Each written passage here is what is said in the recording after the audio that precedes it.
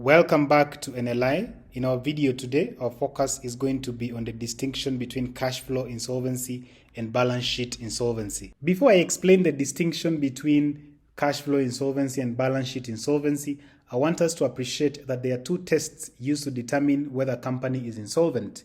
And this is the cash flow test and the balance sheet test. So we're going to be contextualizing these key tests so that you understand them much better.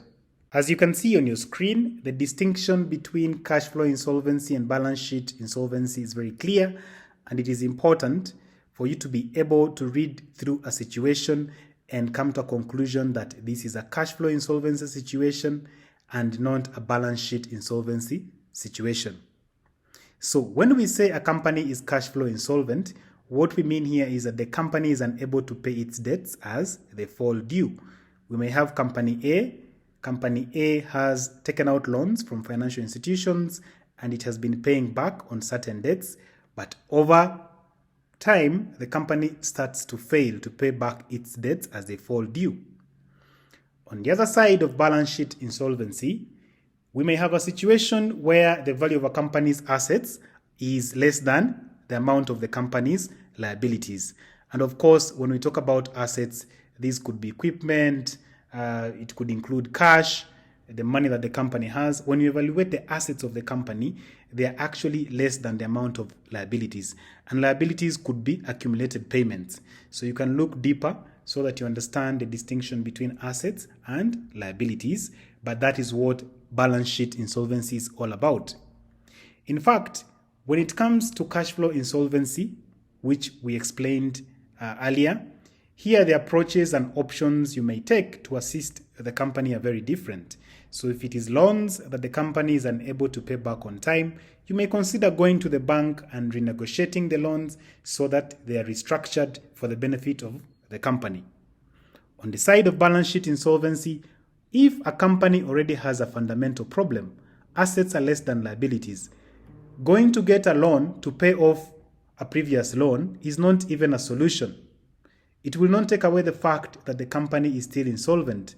So meaning that you have to find specific solutions to assist a company which is undergoing balance sheet insolvency. And of course, as we go along, we're going to be explaining some of the solutions that one could opt to use so that a company that is facing balance sheet insolvency can be assisted. Having understood what cash flow insolvency is all about, to understand it in the Kenyan context, we have the Insolvency Act 2015, and when you look at section 384, it provides for circumstances in which a company is unable to pay its debt. So, by specifically looking at this section, a debtor who is unable to pay its debt when it falls due may have insolvency proceedings commenced against them after the lapse of what we call a statutory demand. Using an example here, if I supply goods to company A, over time the company is unable to pay me, I serve them with a statutory demand, that demand lapses, then I may commence insolvency proceedings against company A.